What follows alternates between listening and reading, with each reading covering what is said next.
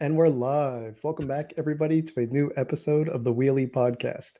I'm your host, Mike Atoll, and I'm joined again by Electrek Seth Weintraub. How's it going, Seth? I'm good. Awesome. And we've got another sponsored episode of the Wheelie Podcast for you guys. This week, we are sponsored by Cycrown, an electric cycling specialist focused on growing a community of e-bike enthusiasts around the globe. For a limited time, you can take advantage of Cycrown's online store Prime Week and enjoy 3% off all items. But we're going to talk more about that later in the episode. For now, we've got a bunch of interesting e-bike car, and some other bike related stories to talk about. We've got everything from new e-bikes from Mod, from a company called Mooncool. The Elf bike car might be making a comeback, which is pretty awesome if you ask me. We've got a review of the Tenways CGO600 Pro, a few stories related to the Olympics, which, if you're wondering how e-bikes and the Olympics are related, you'll have to stick around for those. And we're also going to talk about Electrek Solar Challenge, which is a really cool solar racing event that we are sponsoring, I think, for several years now. So we're going to go over that as well. But where are we going to start off with, Seth? All right. Europe meets Texas. The Mod Berlin electric bike seeks to find the best of both. Yeah, this one I find is a really interesting new electric bike just released by Mod Bikes out of Austin, Texas. And to me, this kind of it really combines that, like Texas DNA the Mod has, but with more of a European style, not quite a Dutch bike, but definitely that sort of more like upright, laid back style that we see in those European commuters.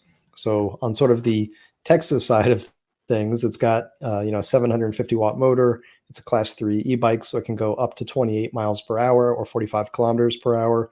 So it's got all the power that Americans are going to want. It's also, of course, got a throttle, which probably 90% of e-bikes sold in the US have throttles. It's just very popular in North America. But it does have some sort of like homages to a little more of a European design. It's got large, I forget if these are 29 inch. I think they are Oh, wow. 29 inch tires. Yeah. So very large wheels. It's got that step through design, which is slowly becoming more common in the US. It's, a lot more common in Europe, especially because a lot of people will have either a kid on the back of their bike or like a big basket. You got to carry the shopping bags with the stereotypical baguette coming out of it, and the big like leafy carrot head coming out of it. So, not throwing your leg over something big on the rear rack there is a really nice advantage of these step through bikes. And so it's really cool what Mod has done here. And I like that sort of combination, good size battery, a powerful motor, throttle, etc. But in a bike that doesn't look like a lot of the motorcycle style bikes that we see so often, or the moped style, that sort of thing. It's a little more traditional looking, feels more like a traditional bike here. Now, Mod's bikes are a little bit more expensive. This one, I believe where's the price here? $21.99. There it is. Thank you. Yeah, $21.99. So it's a little bit more than you'd find from a lot of commuter bike companies, at least direct to consumer, like Mod is. Of course, you'd pay more than $2,200 at a bike shop, but you are getting some cool features here that you don't normally see. One of the things I really like that Mod does is they have integration with the Lumos helmet using their Bluetooth system. So you've got turn signals on your helmet that connect right into the bike's turn signals wirelessly. And there's going to be more Bluetooth connectivity. I think Lumos is their first partnership, but they're going to have more of these kind of cool connectivity options. And the company, I've met them. I went to their headquarters in Austin. They just have that like hometown bike shop feel to them, like they don't feel like some nameless, faceless bike conglomerate. And to me, it means a lot when you're, if you need to pick up the phone and call a company for support, that there's like bike nerds in a like wood panel room somewhere with a bunch of bike wrenches laying around like that. That gives me like a good warm feeling. So I think kind of like how with Patago, you pay a little bit more knowing you've got the service and support. I kind of see that here though with a definitely different branding than you'd find from like a Patago or one of these other companies. So to me, this is a really cool bike. I know you've spent some time on European style bikes. Seth, what do you think? I mean, it checks a lot of the boxes. Maybe I would prefer like a mid-drive rather than the rear hub, but overall it seems like pretty solid all around.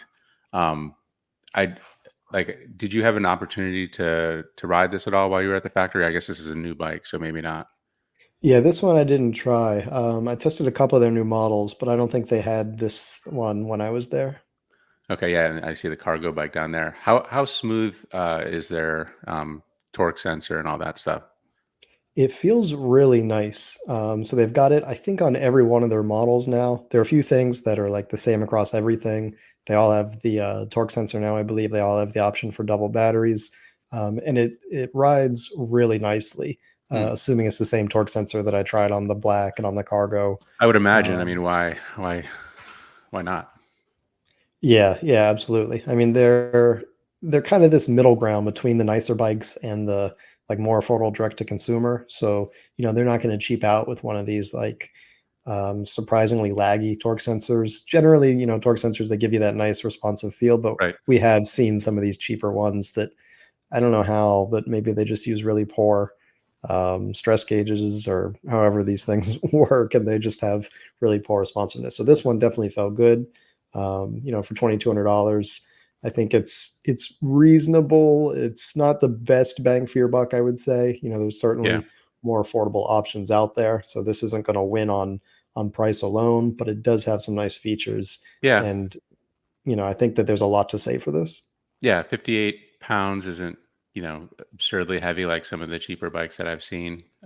Full size bikes, especially with 21-inch wheels.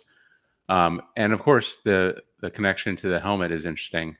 Um, with the turn signals, is that like a Lumos thing? Like, is it like an actual Lumos? Because I've used their helmets before, and they have a little turn signal that you put on your bike. Is that like, do they have their own thing that connects to maybe other peripherals? Like, do you have any indication of what they're kind of thinking of doing with that? Lumos or Mod? Yeah, so I think Mod is building a connected like ecosystem to Lumos, but maybe it's just like they just bought the Lumos helmet and put the connector on the bike. I don't Well, know. yeah, it definitely works with their existing like turn signal buttons. So they didn't like you don't have to install an extra Lumos buttons or anything. Okay, got So it. they have it like baked into their control software somewhere. And you mentioned there might Which be some more integrations. Yeah, exactly. I'm not sure what else is coming, but the way they described it, like this was their first partnership using these new connectivity features they have as part of these new controllers they're using. But it definitely sounds like it's not the last, that they've got some other interesting things they're working on. Cool. Well, we'll have to keep an eye on that. I love to see the integration and the differentiation because you can drop ship a bike from China, put your sticker on it, no big deal. But looks like they're actually Yeah, adding some value here. All right, definitely. let's move on. Mooncool, new fat tire electric trike, hopes to shake things up. Yeah, to me, the trike category is just really interesting. And it's funny, now it's kind of hard to talk about electric trikes without talking about the electric XP trike because it's just so popular.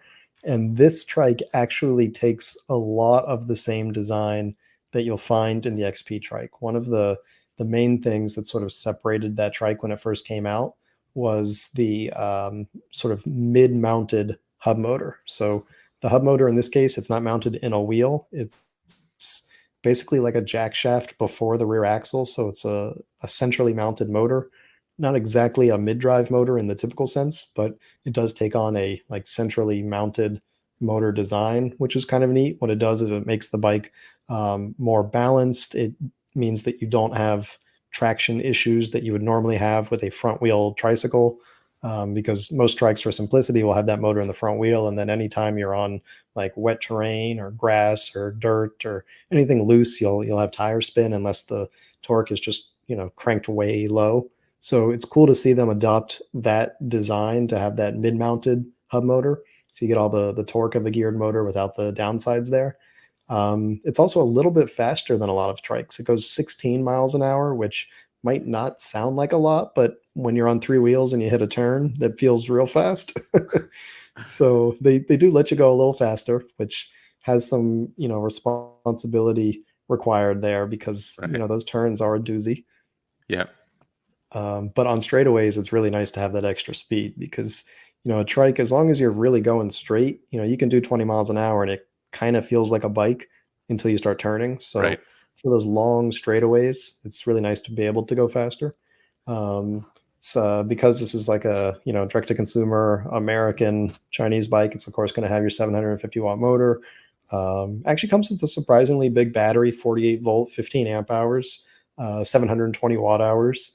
On a trike, I think that's really good because these tend to be a little more power hungry. There's a lot more resistance when you have three wheels, especially fat tire wheels, or in this case 3-inch, so they're kind of semi-fat tire wheels. So it's nice to see a fairly big battery, and it is folding, though I just don't think many people are going to fold trikes very often. It's kind of neat that it has the ability, like if you really like had to get it in the back of an SUV, maybe you fold down the rear seats and it can fit that way. But I just don't think most people are going to be folding these. It weighs like 90 pounds, so it's a lot to pick up, whether it's folded or not folded. But it is kind of Yeah, neat to 90 see. pounds is a lot. Yeah. If anything, the few times that I've picked up trikes to put them in a vehicle, I usually don't fold them, and that allows me to like pick up the front wheel, put it on like the back, like the tailgate of a truck or on the back ledge of an SUV, and then go back and pick up the rear and lift it up. So you're kind of doing, half at once. Um, but sort of to bring this all home, the price here at $1,599 seems really fair. That's I think a couple $100 higher than the XP trike, but you get a few different things. You get more speed, you get the suspension fork. Other than that, it's very similar to it. You do get a cargo package here, though I think Electrek has left their like promotional cargo package as part of the XP trike. Originally, it was going to be, like a promotional thing, and then you'd have to pay $150 or whatever for it, but they've just kind of left it as part of the base kit. So this is a little bit more expensive, but the one other difference here that probably doesn't matter to a lot of people, but that I think is really cool, is that this bike comes in a number of different colors, whereas the XP Trike is just gray. So I like that you can get, the bright blue and the bright orange and that kind of stuff. Because to me, like it's a safety thing. I love bright orange bikes just because like they kind of make a statement, but they also stand out on the road. Yep. So it is nice to see. I have no idea how well Mooncool's service is. I know Electrek is quite good. Everyone has horror stories about, every company. So, Hmm. you can go, if you Google like bad service and insert any e-bike company's name, you'll find something. But in general, I've heard largely good things about Electrek, and I can't say too much about Mooncool yet. But it is cool to see more companies adopting this style of folding trike and having the prices come way down. $1,600 is, in my opinion, very reasonable for a trike, just because they're more complicated, more expensive bikes to produce and also to ship. Yep. So, all of these companies generally offer free shipping because, like, if one does it, they all kind of have to. And so, that cost is baked in there, and these big boxes don't ship themselves. So it is cool to see more companies like this adopting the style of trike. I Yeah, I think mean, you'd what's you that? think you're ready for a trike, Seth? I'm Anytime? not. You're gonna stick to two wheels for now. I'm going to stick to two wheels just because every time I try a trike, I almost wreck on the turns. Uh, maybe I, need the front two wheels or something. I don't know, but I like this thing. The wheels look a little bit bigger than the Electrek. Is that, am I imagining that or? So these are fat tires. I think they're both 20s, but the electrics aren't fat. So that's a good point that these are going to give you a little bit of higher center of gravity, and they're going to be a bit wider than electrics. I think electric uses like 2.4s or something like that, two and a quarter. I And forget these exactly would be what. better on sand, for instance, or maybe, slightly off road. Yeah, I mean, like the sort of maybe sandy trails. I don't know about beach sand. It's almost certainly one-wheel drive in the back there. Usually it's just one of the two Uh-huh. is a powered wheel. So, like beach sand, you'd probably just get like bogged down or spin one tire. Right. But like sandy trails, definitely, grass, that sort of thing. And it is nice to have that suspension fork. Yep. Cool. Maybe we'll have one to review here soon. That'd be kind of interesting. Uh, Definitely. let's move on. We have this cute little electric bike car, and we'll be talking more about sort of bike cars later. Just maybe back from the dead. Yeah, I am so excited about this. Oh my gosh. I don't know how many people remember the Elf from a company called Organic Transit. They started back in 2013, I believe, making these basically electric bike cars. That's the best way I can describe it. It's essentially it's the frame of a recumbent tricycle, a Delta trike. So it's got two wheels in the front, but it's almost totally enclosed. You know, there's no doors, but you've got a roof and walls and a windshield, and you know you could go through like a decent sprinkle and not get rained on. I do think they had like a zip-on doors, so you could actually get pretty heavily rained on and stay dry in there. But really, it's like as close to a enclosed velomobile as you'll get without being in one of those like crazy soapbox style lay down on your back velomobile kind of things. It was basically the most practical bike car that was, you know, on the road for a while. They produced them until 2019 and they made about 850 of them. So like pretty good production. I mean, these were handmade, right? Like these weren't, you know, pumped out in a Chinese factory. They had to build these by hand basically, you know, custom frame, custom body. Some of the parts, you know, were normal, you know, like e-bike motors, e-bike batteries, that stuff is mass produced. But even things like I think it had a 120-watt solar panel on the top. You know, you can buy a solar panel, but it's not like you just glue it on top. Like all this stuff is nicely integrated. So really cool machines. But unfortunately, I think production never picked up to the point that it was a profitable company because in 2019 they eventually went bankrupt. It was sold to some like oil company, bought the rights to it, but just kind of let it languish. Nothing really happened. Interesting. um, yeah, so I guess they probably saw some value there, but didn't have the resources or the time or energy to like pick it up and make something out of the company. Or they were just Uh, buying it and killing it because that's how they roll sometimes. yeah, I mean, I feel like there were bigger threats to the to the oil industry than the Elf at the time, but perhaps it was a company called PetroSun, if I'm not mistaken. So maybe they had aspirations for some type of eco component of their business. But anyway, this year, the original inventor of the Elf started a new company and bought back the rights to the Elf Hmm. from this company that scooped it up after the bankruptcy. So the guy's name is Rob Cotter. He regained ownership of it, and now he's working on raising funding to restart production. So these vehicles could be coming back with a second life. He said that they're going to sell for I think 7,500 is the starting price, and then the really nicer, you know, like upgraded ones with all sorts of fancy features are going to go up to about 12,500, which starts to get a little pricey. But 7.5 for what's a really unique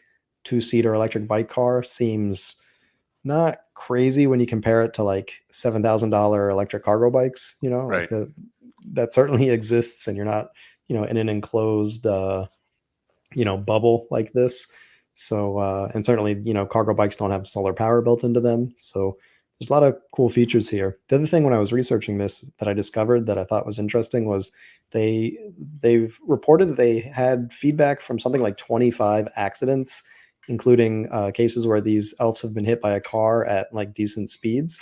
And they said there's never been any reports of serious injuries and certainly no fatalities. So there's some measure of safety to this thing that goes, you know, beyond being on just an exposed two-wheel bike. Now, obviously, you know, there's not crumple zones, you know, it's not like a real vehicle in any stretch of the imagination, but just being hit at, you know, like 20 miles an hour, what could have, you know, crushed your leg might now be a fender bender kind of thing. So, you know, there is some level of safety here compared to being on a bike, which is nice to see because that's I think one of the reasons a lot of people don't ride bikes is they just don't like the feeling of being that exposed.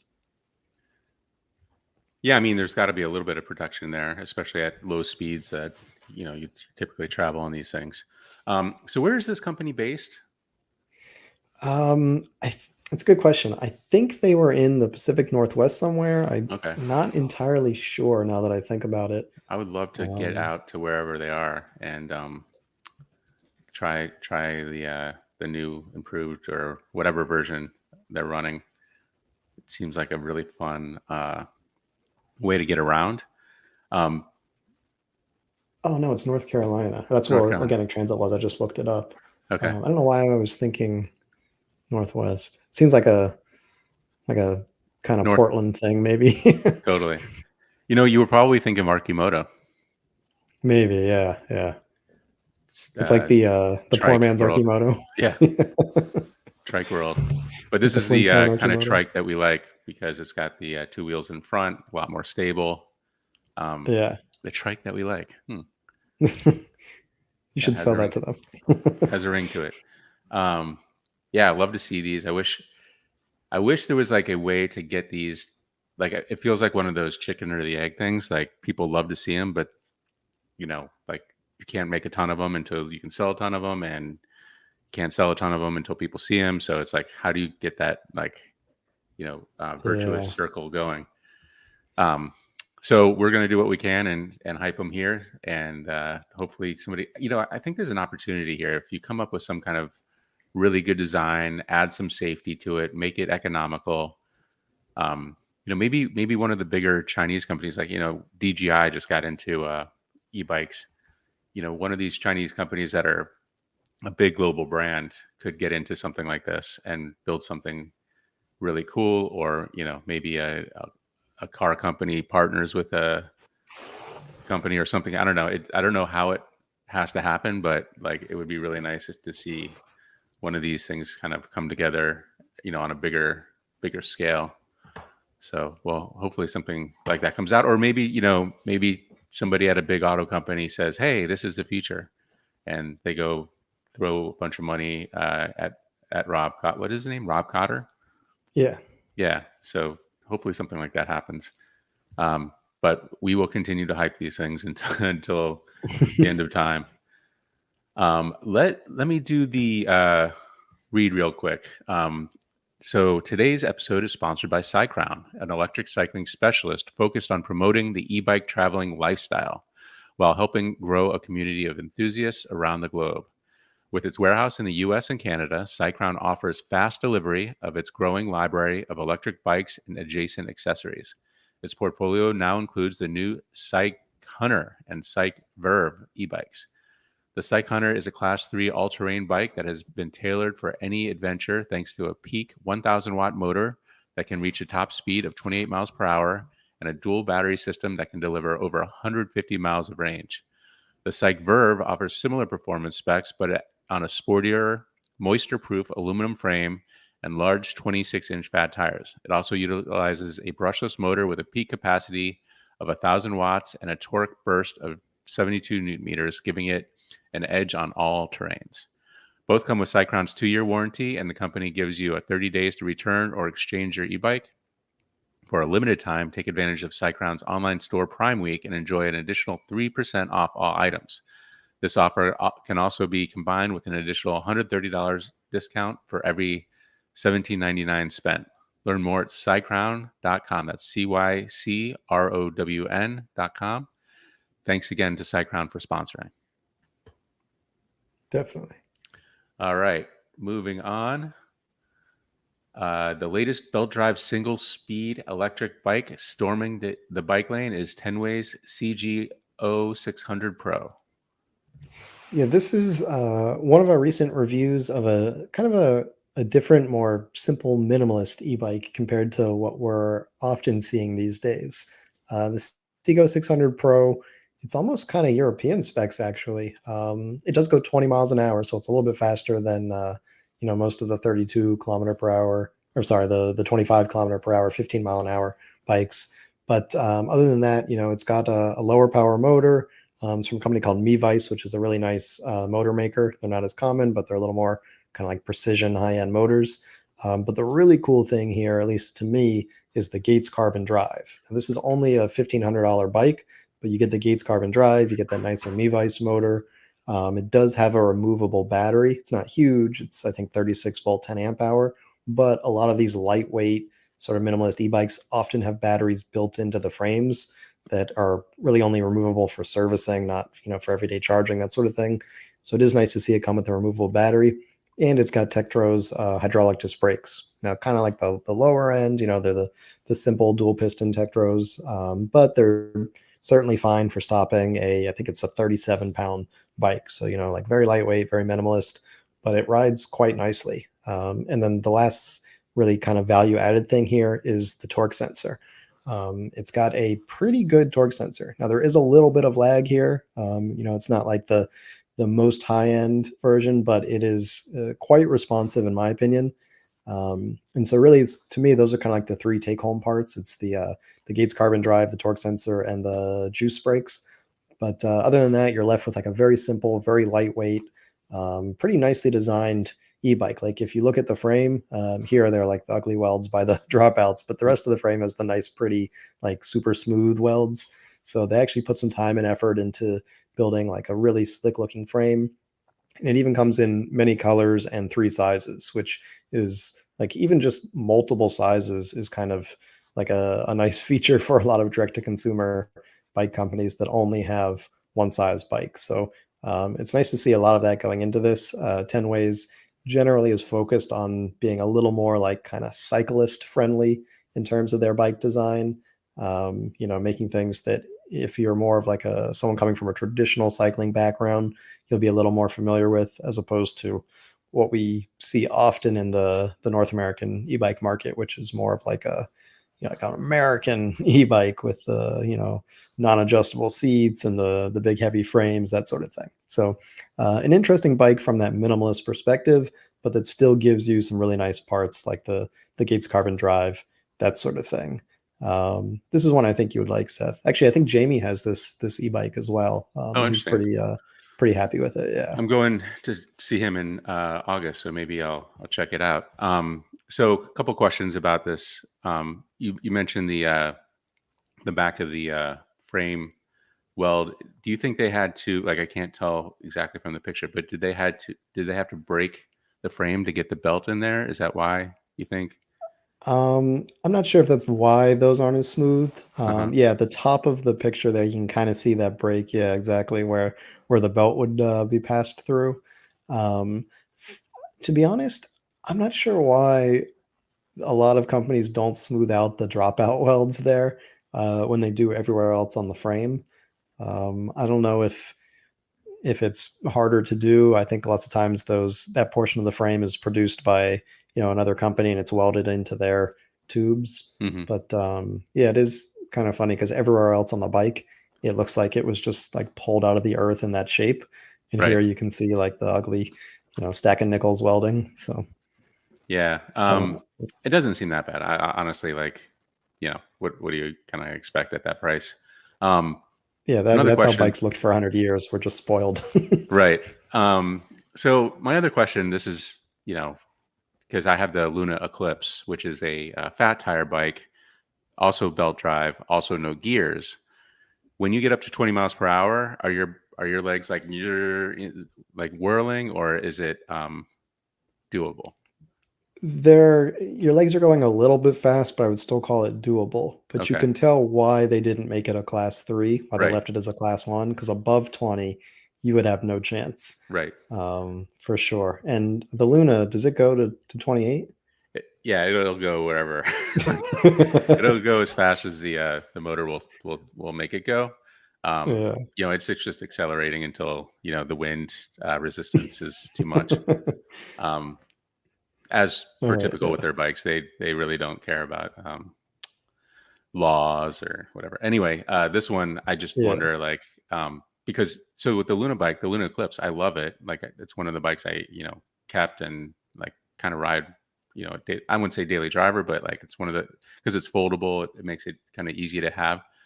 Um, I just wonder, like, when I'm pedaling the Luna bike, I get up to like, I don't know, 15 miles per hour, and then my legs are like, this is not fun anymore. So then it's just throttle, like, up to 20, 25, whatever. And I don't get my exercise that way because I always like to go fast and I prioritize fast Yeah. over exercise. So, I Yeah. just end up on the throttle. Does this even have a throttle? I forgot. You should probably Yeah, said that. this one does not. It's a pure class 1 e-bike. Okay. And so there's no throttle. And so they kind of have to make it good to pedal. Yep. And I think one saving grace here that keeps it fairly pedalable is that it has 700C tires. And so With those bigger wheels, you kind of get like a more friendly gear ratio. So by the time you get to 20 miles an hour, like, yeah, you're going fairly fast, but you don't feel like you're in that like egg beater situation Right. like you probably do on the Lunar Eclipse when you're doing 20. Yeah, I'm not even pedaling at 20. It just looks silly. Like it looks like I'm Yeah. on a big wheels or something. Um, Or like throw out a knee, try to keep up. yeah, yeah. Just trying to keep your feet on the pedal still. Brakes were good. Tektro obviously impressive on a low end, a more or less expensive bike. Yeah, and it's a lightweight bike, so you're really mostly stopping yourself as opposed to some of these like 90-pound Right. e-bikes. So there's not a lot of weight behind it, and the brakes work great. Yeah, low maintenance between those and the Gates belt drive. Like the only maintenance here is basically like tire pressure, I guess. Check it Yeah. every now and again. Eventually replacing your brake pads and tires, but for a lot of people, that's like a once a year even kind of job. It's not like checking brake cables every couple weeks. Yeah, and the output of the motor you said is a little bit low end, but on a lighter bike, road bike, 20 miles per hour top speed probably fits it pretty good, right? Yeah, and this is a bike that's definitely designed for people that, it's not their first time on a bike in 30 years kind of thing. Like Hmm. they're bike curious or they've got a cycling background. So, the lower power is probably fine for a lot of those types of people because they're not looking for a motorcycle kind of thing. I was just going to see the other colors. They got oop, they've got this like lime color, blue. It's not bad. And then black and gray. And like you said, 3 different sizes, which is refreshing to see because typically it's like any size as long as it's large. Yeah, if you're in the meaty part of the bell curve, then you'll probably be fine. Yeah. Cool. All right, let's move on. Olympic sprinters are using this electric go-kart to run even faster. Yeah, so this one, just hearing that, you're probably picturing all sorts of weird contraptions in your mind, but I can promise you that it's weirder than whatever you're imagining. There's this new training technique that uses a computer-controlled electric go-kart that pulls this big acrylic wing, like a big windshield on bicycle wheels in front of sprinters. And so, if you've ever seen like speed skaters that use these. It basically removes all the wind resistance and it allows you to run even faster. And in this case, what they've described it as is basically letting sprinters sort of reach the speed that they would under competition scenarios where you're like adrenaline pumping and you have all of that like excitement and like all the adrenaline coursing through your veins that you wouldn't have in normal practice, that this sort of allows you to sort of overspeed train and get to that point. But what's really cool here is that the use of this electric go-kart enables it because it's using a whole bunch of sensors to measure where the runner is, and then the computer controls the accelerator. So the only thing that the person who's sitting in the electric go-kart is doing is steering and sort of keeping it on the track. But otherwise, like their foot's not even on the accelerator. It's just automatically speeding up and slowing down to keep the sprinter perfectly positioned inside of this acrylic bubble, which is a really cool application of what to me has always just been like a toy, for lack of a better term. It's like obviously very much a recreational vehicle, but it's interesting to see it being applied in this very different type of application than I've ever seen a go-kart used like this. And I almost wonder, I think a commenter even pointed this out, that at some point we might even see these electronics just built into the windshield itself. So it's like a self-powered Yeah, electric why even windshield. have a human being involved at that point? Yeah, exactly. So, a bit of a weird use case. Not the way we normally cover electric go-karts, but it just seems like a really cool application of existing technology and modifying it for a really neat, innovative use case. Yeah, I mean, I don't think about wind resistance as a big part of sprinting. Like I think of it, more high speed things, but obviously these people are going quite fast. So I've Yeah, I never, don't think you I've or never, I have to worry about the yeah, wind wind resistance when I'm resistance. running is not a factor. but clearly it is here. Yeah, it's super interesting, and obviously other applications like biking. When bikers are trying to get high end speeds, you could see something like this being used there. Skaters, other stuff like that. So it's an interesting application, and like it's going to sound dumb, but like thankfully they used electric. Like I always see the Tour de France stuff, and I'm always like, why are they using gas? Like gas stuff, like exhaust Yeah, emitting stuff for the Tour de France, like the motorcycle in front. Like it's just spewing out, gas exhaust. And these guys are like breathing, insane amounts of air. They're just yeah, puffing and puffing, and they're like it just doesn't make any sense to me, especially when yeah. like we all know there's electric options here. So yeah, I guess like slow clap for them for going electric instead of using gas in this particular use case. So good job. Yeah, absolutely. Yeah, even like when I'm just in traffic and I'm like slowly going behind a motorcycle, it bothers me and I'm not even like exerting any effort. Imagine Yeah. being at like peak physical shape and maximum exertion. Yeah, and but it happens every time. It's crazy. Yep. All right, let's move on. Speaking of Olympics, Paris has the perfect solution for Olympic traffic, even if many people will hate it. Yeah, there's always a lot of hate when we talk about the way Paris is sort of reshaping its city streets, but I think for a lot of Parisians and a lot of urbanist lovers around the world, this is a great solution. What Paris has basically been doing for years is sort of pushing cars out of the city center. As many private vehicles and certainly larger vehicles, they've I think tripled the parking fees for SUVs in Paris. So they're really focused on getting big vehicles out of the city and adding more and more bike lanes, especially protected bike lanes, and making more streets bike only streets and turning them into cycleways. And ahead of the Olympics, they've just like doubled down on this idea. This has been going on for years. The mayor Anne Hidalgo deserves like a standing ovation for this work. But in the last 6 months or so, it's really picked up steam. They've added something like I think 60 or 70 kilometers of dedicated bike lanes going between the Olympic event locations, and all of these bike lanes, interestingly, are painted pink so that anyone using them will know like, oh, this is going to take me to an Olympic venue kind of thing. So it's as easy as possible for people to get around. I think they're expecting like millions of tourists. And so the goal is that that doesn't result in a huge number of cars, but rather that people will use bikes. Certainly the people that are somewhat local, they're coming in from other parts of France, et cetera, will come with their bikes. But there's also a huge number of rental bikes, both with Paris's own, what's their rental bike system called? It's called Velib. Exactly, yeah, Velib, but also Lime bikes and other like third party, private shared bike companies. Unfortunately, the scooters don't exist in Paris anymore. At least the shared scooters. You can still use a private scooter, but Lime has, I think it's like 15,000 shared bikes or something like that, like a crazy number of shared bikes. So there's a lot of options. Yeah, and I think Jump slash Uber slash whatever that also has a bike presence. At least they did last time we were there.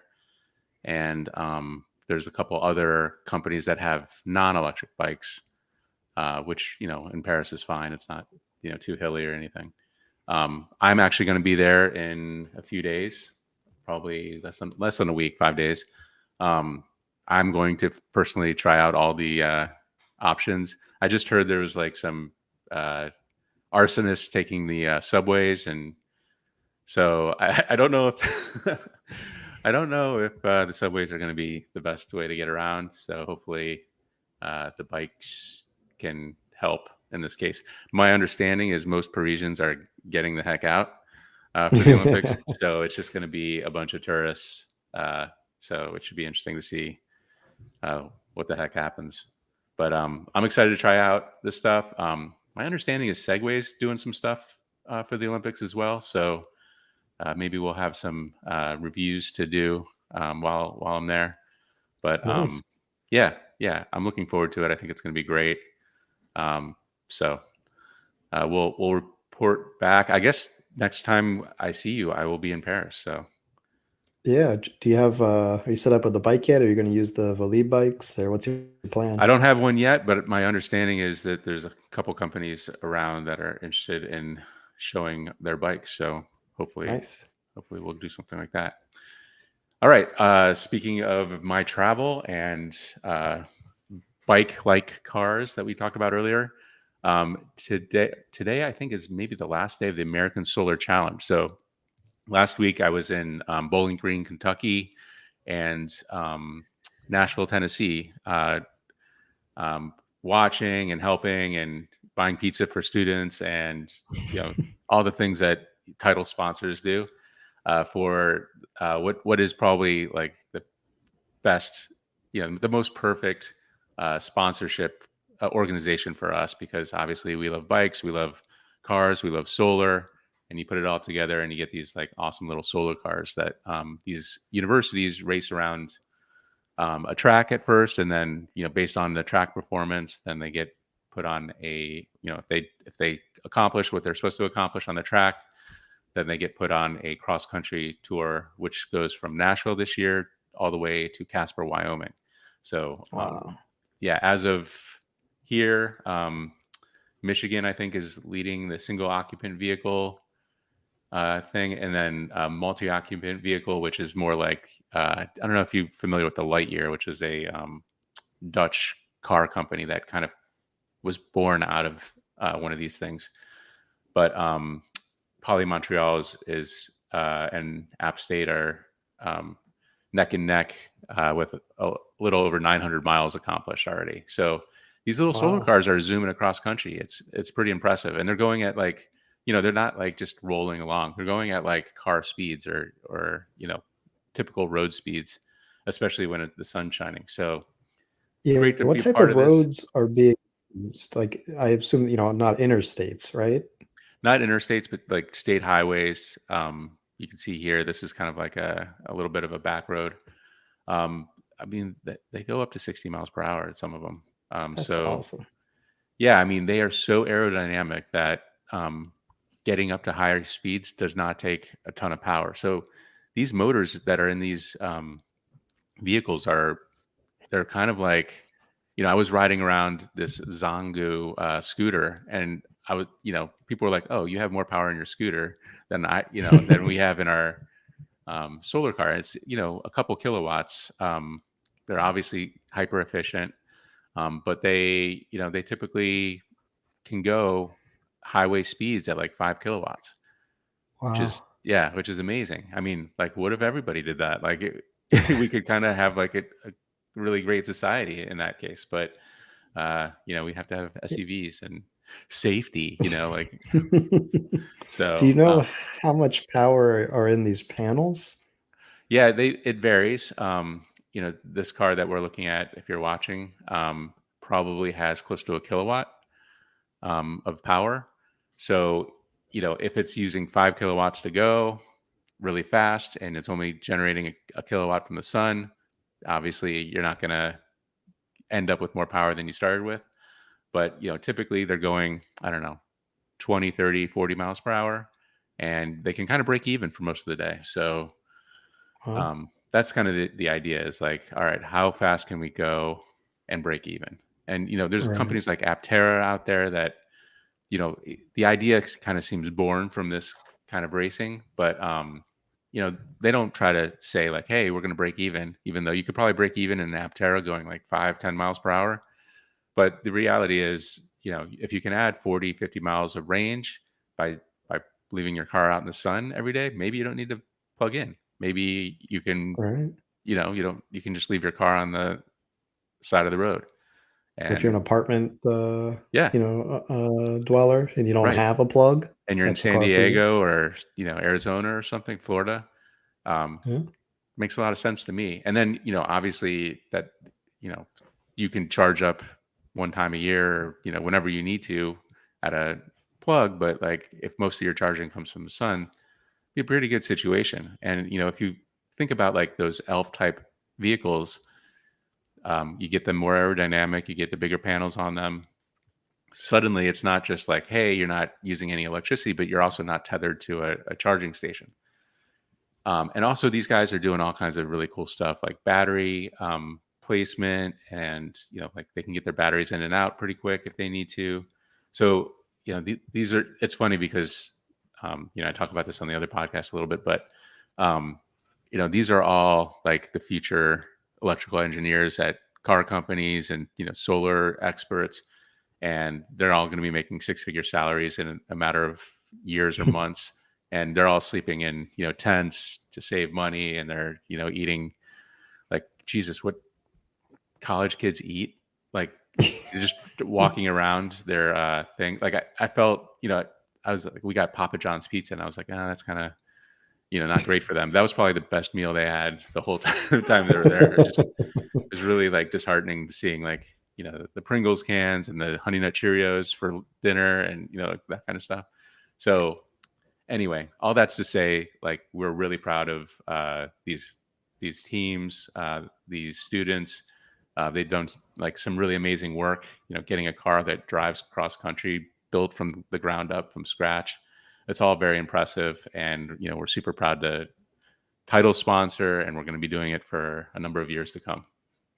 That's awesome. I have one other logistical question that I'm Mhm. just like fascinated about. So are these, what's the legality of driving these? They're Is there street like an legal. escort? They're street legal? Yeah, they're street legal. They do have escort cars in case they break down or whatever, which, like, oh, you're not really saving any gas, by driving an SUV behind one of these. But, it's the idea. It's like we're trying to get there. Yeah. So they are street legal, like, for instance, Stanford's. So it depends on what state you're registering your vehicle in. Stanford's is registered as a motorcycle, so it has like a little motorcycle license in the back. Other ones have different, uh, depending on what state they register the vehicle in.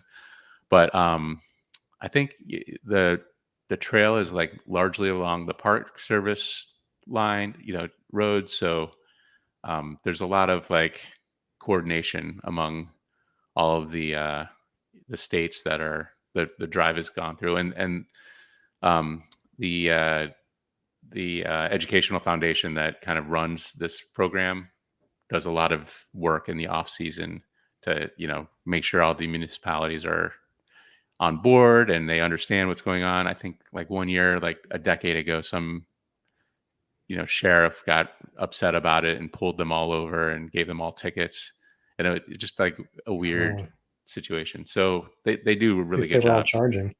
They're like, we'll wait here on the side. We're just charging up. Yeah, I know. Yeah. So just super proud of these teams. Let's move Absolutely. into question here. Down thumb to upcoming EV tariffs from Bubble Magic. Getting emails from scooter and e-bike companies, i.e. Apollo scooters, that prices will be increasing in August. What do you hear about this? Yeah, if I'm not mistaken, I believe it's not new bike specific tariffs, but I think it's the ending of the exemption for e-bikes, unless there are more new tariffs, which honestly wouldn't surprise me at this point, because there have just been so many like I don't know if I would call it like anti e-bike. It's just e-bikes get swept up in a lot of the like anti-China generalist tariffs. So obviously this is really unfortunate for anyone who's in favor of alternative transportation, because e-bikes and e-scooters and all of micromobility is just such an incredibly useful tool for getting people out of cars. So I think that even in both administrations, but certainly the Biden administration, that there's not animosity towards e-bikes, and that if someone sat them down and explained like there's a lot of bycatch in these tariffs that you're throwing out here with such a wide net, that they would be a little bit more they'd be more liberal with these exclusions. But unfortunately, these nuances are lost in a lot of this political gesturing. So I don't see any relief from this stuff anytime soon. I really hoped 3.5 years ago or whatever that Biden would roll back a lot of those Trump tariffs, but there's a lot more to this, I guess, than just our feelings on e-bikes when it comes to global trade. Yeah, it'll be interesting to see if that. I doubt it, just because you know how many people care about this thing, but I wonder if it'll become like a presidential issue. I mean, like if they're expiring already, I don't know that, like, Trump's certainly not going to be like, whoa, let's keep e-bikes cheap, like China. So I don't anticipate this becoming a campaign issue for the year, but maybe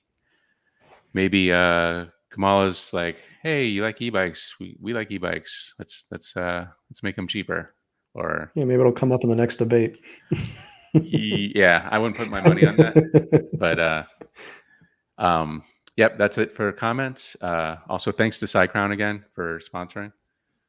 Absolutely. And thank you everyone for tuning in. We'll be excited to see you guys back here next time for another episode of the Wheelie Podcast. See you next time, everyone.